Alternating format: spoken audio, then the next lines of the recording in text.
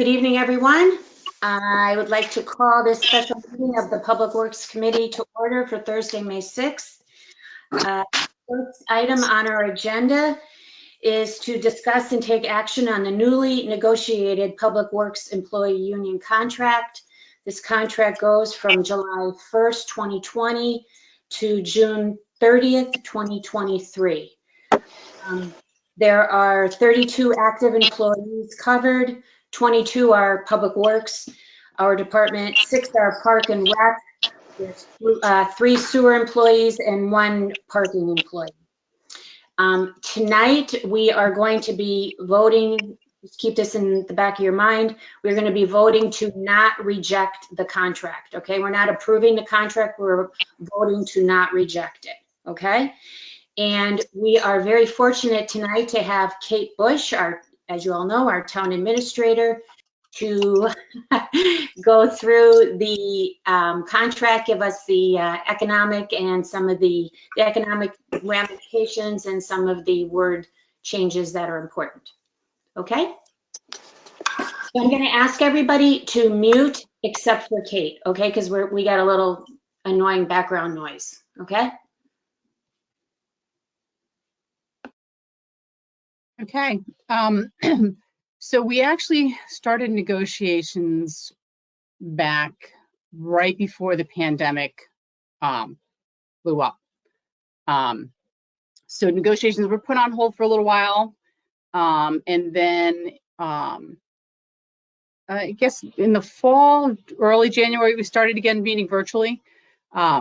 It's an interesting way to negotiate a contract when you're not actually sitting across the room. We're sitting like this, but we were able to get it done.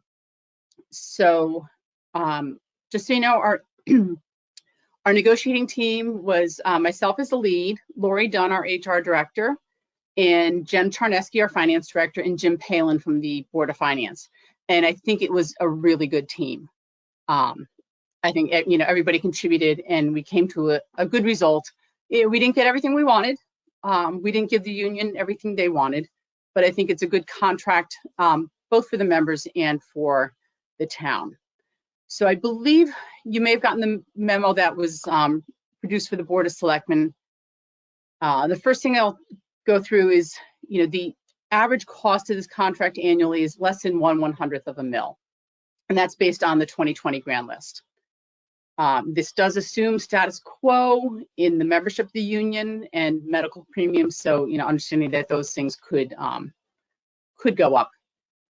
The wage increases are effective July 1, 2020 is 2 1/4. July 1, 21 is 2 1/4, and July 1, 22 is 2 1/2. And those first 2 years are about the average for negotiated settlements statewide. We do get that information from CCM on a regular basis, and it helps us with our negotiations. We agreed to the higher 3rd year, and we agreed to give them retro to July 1st of 2020 because the union agreed to accept a defined contribution plan for all new hires. So that's why we were willing to go a little bit above what negotiated settlements have been in the state. Just to let you know a little bit about the membership, you know, Monica told you the makeup, but you should know that over 50% of the members are currently at the top step in the contract. So when we say the wage increase is 2 1/4, that is their wage increase. They're not getting an additional step. By the end of this contract, over 80% of the members will be at top step, assuming the current membership stays in place. So the average cost over the duration based on the current membership is a 2.8% increase. And, you know, obviously that'll be impacted if there are retirements or we do anticipate one hire. We have a vacancy in the parking fund, which we do not plan to fill until January 2022 because they're, you know, if you drive by the parking lots, you see they're not terribly full at the moment. So we're not doing a lot of enforcement. So we had some turnover and we've left that position vacant. With the medical plan, There were no changes to the plan provisions. We do have changes to the employee share of the premium. So effective July 1, 2021, their share will go to 10%. 2022, it'll go to 10.5%. And then June 30, 23, which is the last day of the contract, it'll go to 11%. The reason we put that provision in, and we did it with the contract that just expired, is, as you can see, we are now almost a year into the new contract before it's even signed. So if we didn't have that kind of provision, they would have gone this whole year without an increase. So the union members actually experienced an increase in their premium share on June 30th of 2020. So they for this fiscal year, they've had the increase, and they will get another increase coming July 1/21. The cost of the cost savings from that is minimal. It's about $5,200 a year, and again, that presumes that we won't have rate increases, which we have been very lucky the last few years. Our rate increases have been low. So I mentioned before that they agreed to a defined contribution plan for new hires. So the plan that we proposed and they agreed to requires an employee contribution of 5% of pay. The town will match that with 5%, and it calls for five-year cliff vesting, meaning that the employees are not vested at all until they hit 5 years of service. I just want to point out, that's it's going to be savings long run for the town. Some of us in our tenure might not see the full savings of that because you'll need to have some other people retire and new hires come on before this takes effect. But in the long run, it'll stabilize the benefit cost for the town. The existing DB plan, the actuarially defined contribution has run about 8 to 10% of employee pay for the last several years. So, in that regard, it would also decrease, should also decrease our contribution. So those are the major economic issues. We also got some language issues. I think you're all probably aware of what's called the Janus decision, which allows employees to opt out of union membership. So that language had to be put into the contract. We changed some language around comp time. There are certain circumstances under which these employees can earn comp time, and for administrative purposes, we made a change in when that comp time expires. It is a slight benefit to the employees, but the primary reason for doing it was the existing language was administratively difficult for the finance department. Basically, it expired a year from the date you earned it. So it was a lot for them to keep tracking when you earned it to take it off the books. Now it all expires on a date certain. We got a change in language on tuition reimbursement. It now matches what the town hall union gets. And I would say it's good for the town, but this is not a heavily used benefit in that union. I have to say, I don't think I've ever seen a member of that union use that benefit. So it's good for the town, but we really wouldn't quantify that as a cost savings. We made some language changes to sick leave to just further define how it can be used.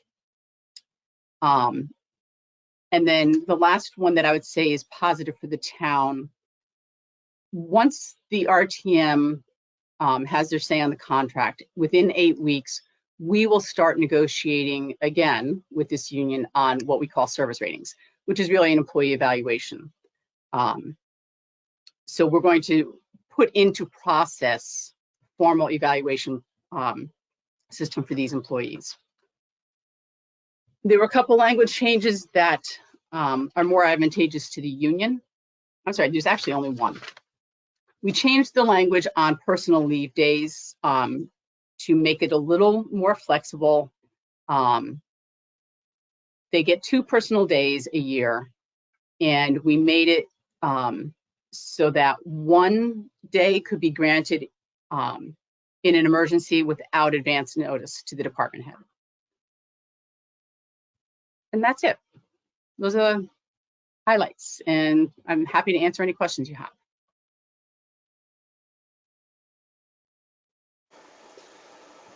I have a question, Kate. What's the average age of the people underneath the contract? Ooh, I do not know that. Would you guess? What I Late guess? 40s?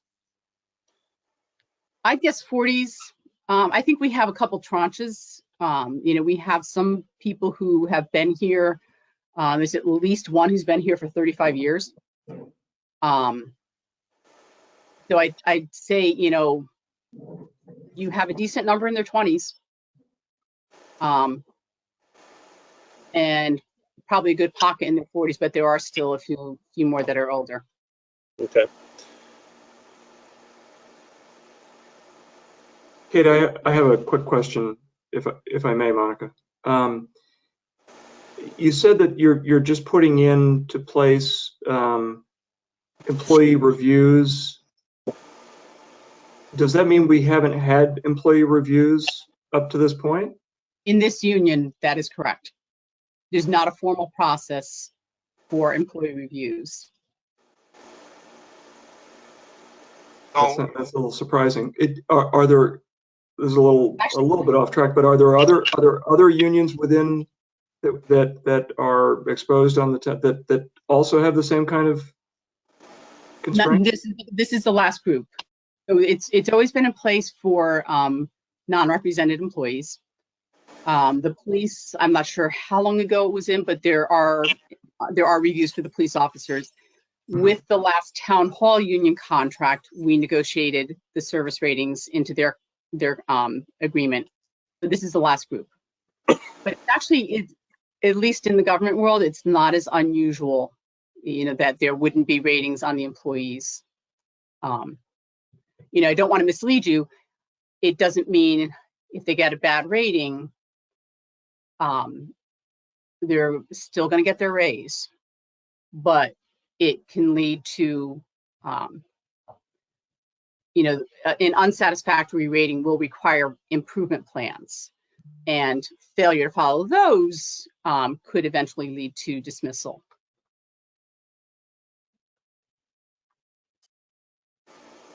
Got another question for you. Oh, sorry, go ahead.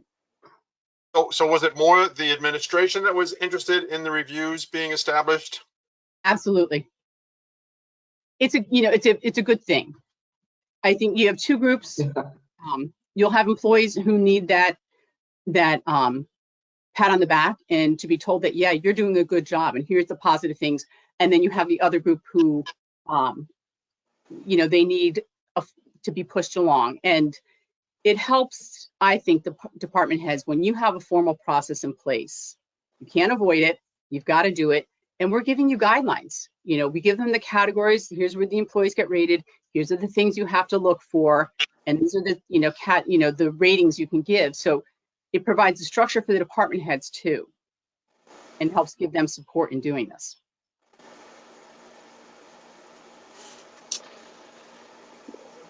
What's the turnover rate like for the people under the contract? It is, you know, we've had a couple vacancies this year, which is unusual. One was unfortunately a death, but it's not a high turnover rate, which is evidenced by the fact that 50% of the union is at the top step. Yep. And, you know, and you think at the end of 3 more years, 80% will be at the top step. That means they've been here for 8+ years. Yep. And like I said, we do have somebody who's been here, you know, 30+ years. And I'm sorry, I came in a little late, but this contract covers how much of the department? It covers, there are 32 members. 6 are Parks and Rec. The other 22 are in Public Works. There's 1 right now in parking, and there are 3 in the sewer department. But that 32 is is what percentage of the entire department? Which department? Because it covers multiple Oh, departments. okay, yeah, you're right. Never mind. So, Okay. if you think in general, we have about 150 full-time town employees, which includes 51 sworn police personnel. There's about another 30 or so in the town hall union, and then the rest would be non-represented employees. Okay, thank you.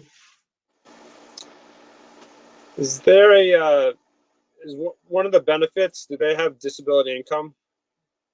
Is that part of the contract? This union has long-term disability income. It kicks in after the elimination period is 180 days.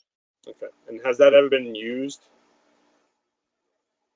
We had one a couple years back that, yes, used it, not for an extensive period of time. And are the premiums for the insurance, are they high?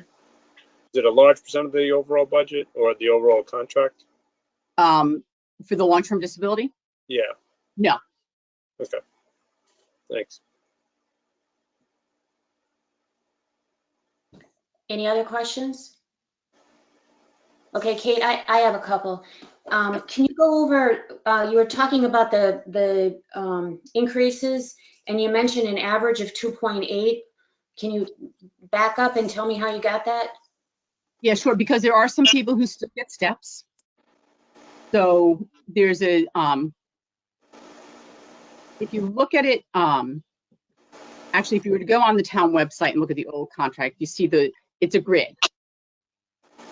So the whole grid will be moving up 2.25 on July 1st. Right. But somebody right now at, grade 1, step 1, will not just get the 2.25, they'll actually move up to step 2. Okay. So when we calculate the entire cost, we're taking into account, we have a spreadsheet that shows every person where they are now, where they'll be next year, the year after, including all their steps. So that 2.8% includes all the steps. Okay, got it. Okay, you mentioned on the premium a savings of $5,200. That's per year, right? On the medical premium? That's the average. That's the average, yes, per year. Okay. Okay. And I went back, I was trying to figure out why this started on July 1st of 2020. And so I thought maybe it was COVID, but then I saw that the last contract also was kind of delayed for a year. So what causes the delay? So a lot of things. This year, big part of the delay was COVID. But under Connecticut state statute, we have to start 6 months. Well, we must start no later than, by 6 months. That's when our window starts. We could, if the union asked us to start earlier, we could. They very rarely do. But what happens is, you have your first meeting, and okay, we set all the rules. Well, let's set a couple more meetings. And we just did this on Tuesday with the town hall union. It's 2 weeks for the next meeting, then 2 weeks after that, and let's go 2 weeks. Oh, well, no, I've got a vacation plan. So you end up, your time between meetings gets big when you're trying to get all the union members together and all the town members together and the union delegate. And then we actually settled with this union in March. And they were supposed to take a vote at the beginning of April, and they didn't, because somebody couldn't make the meeting. So they didn't take their vote, which pushed us back another month in getting the formal approval. And we always try, on the town side, we always try to schedule all those approvals so that the RTM gets their opportunity to have a say. But it gets a little tricky because we only have 30 days from when the first vote on the contract is taken. So once the union votes, we only get 30 days to get it to you. So it's a lot of moving parts. And Katie, is that 30 days a state statute? Yes, it is. Thank you. So we have 30 days to get it to the RTM for a vote, correct? From the date that the union voted. Okay, okay, Okay, so they voted on the 23rd. yes, I'm looking at the wrong calendar. Yeah, so they voted on the 23rd. So we then had 30 days. And what would happen is if the RTM were not meeting within that 30 days, the contract just goes into effect. okay, okay, okay. And this employee evaluation, when do you think that will go into effect? Well, first we have to come to an agreement. I don't think that will be terribly hard. We've been talking about it all through the negotiations. So I think, they need to wrap their heads around it, and I don't see a lot of changes. I don't see a lot of difference between what we agreed to with the town hall union and where we hope to end up with this union. So I would say we'll probably come to some kind of agreement with them in the fall. I think the summer is just going to be hard to get everybody meeting, but that part won't have to come back to the RTM. So I would say next spring, a year from now, we will be doing the evaluations. Okay.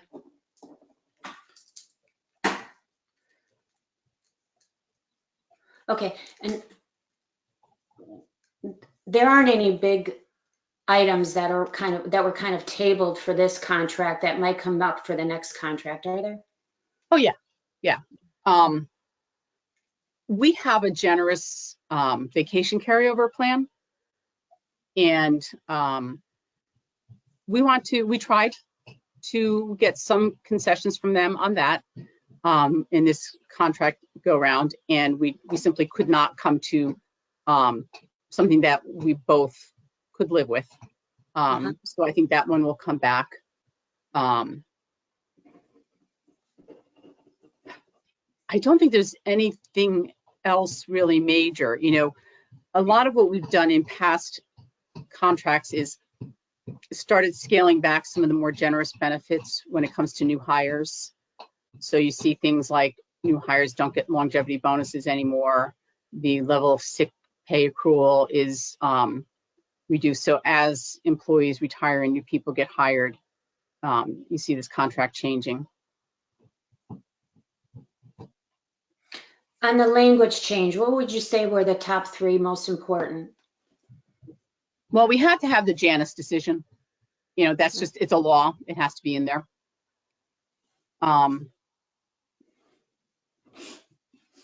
When we get the service rating in, I think that's very important. And, like I said, the tuition reimbursement, it's not a big cost item in this union. So I think, for us, for administrative purposes, making it easier to manage their compensatory time.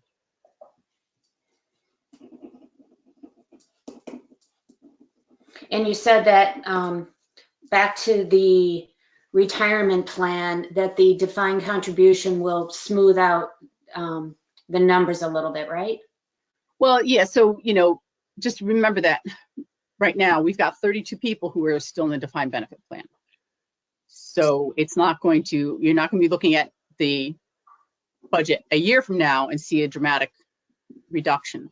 But as time goes on, after I'm retired, after you're all retired, you will see, you won't be subject to the impacts of the investment market because it won't be, the burden will no longer be on the town to make up the difference between what the employees contribute and what the investment returns are.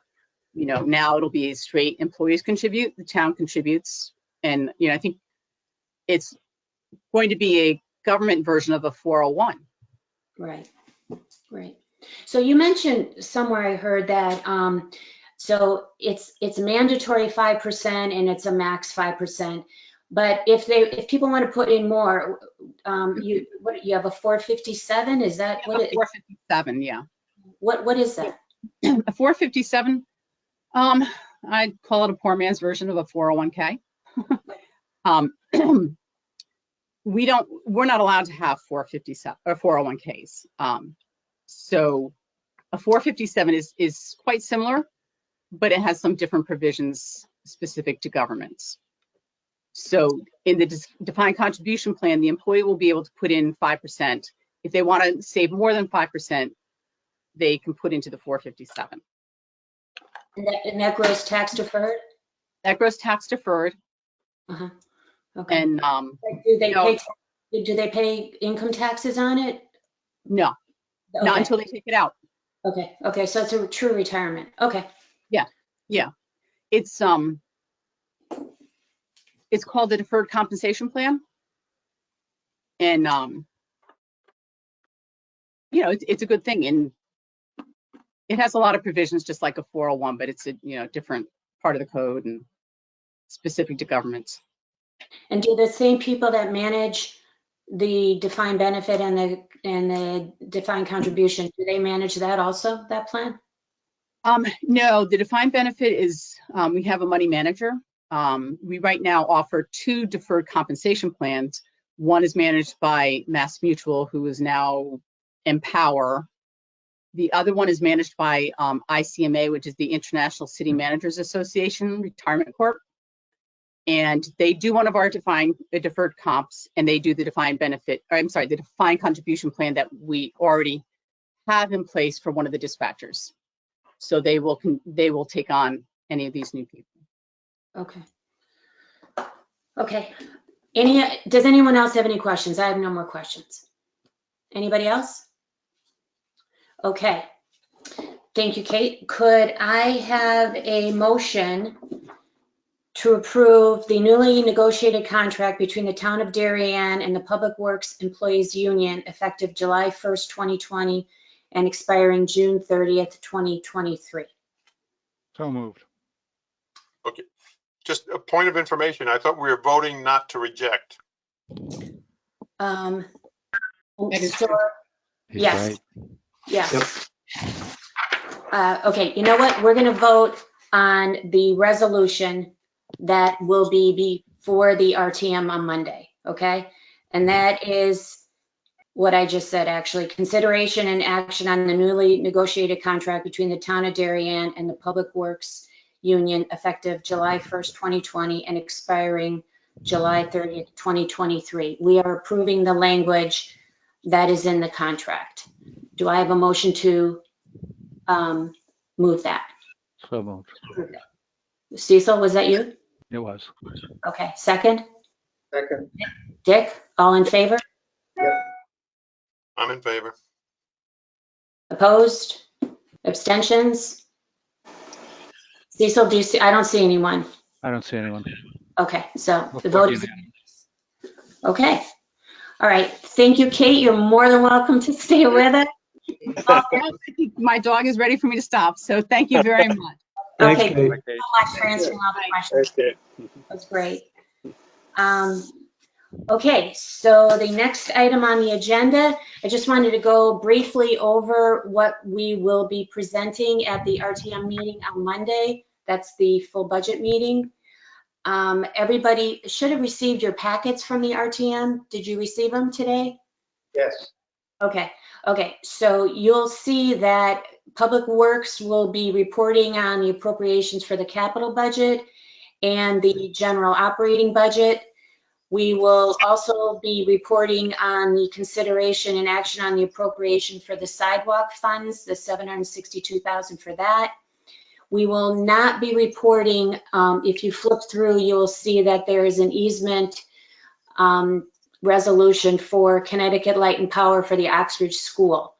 I spoke with Ed, and the DPW is not involved in this. So I did speak with Kip, who's running the Oxbridge School building program, and I spoke with Seth and told them we will not be participating in the reporting on that item because it doesn't fall under our department. We will obviously be giving a report on the contract that we just voted on. Does anyone have any questions?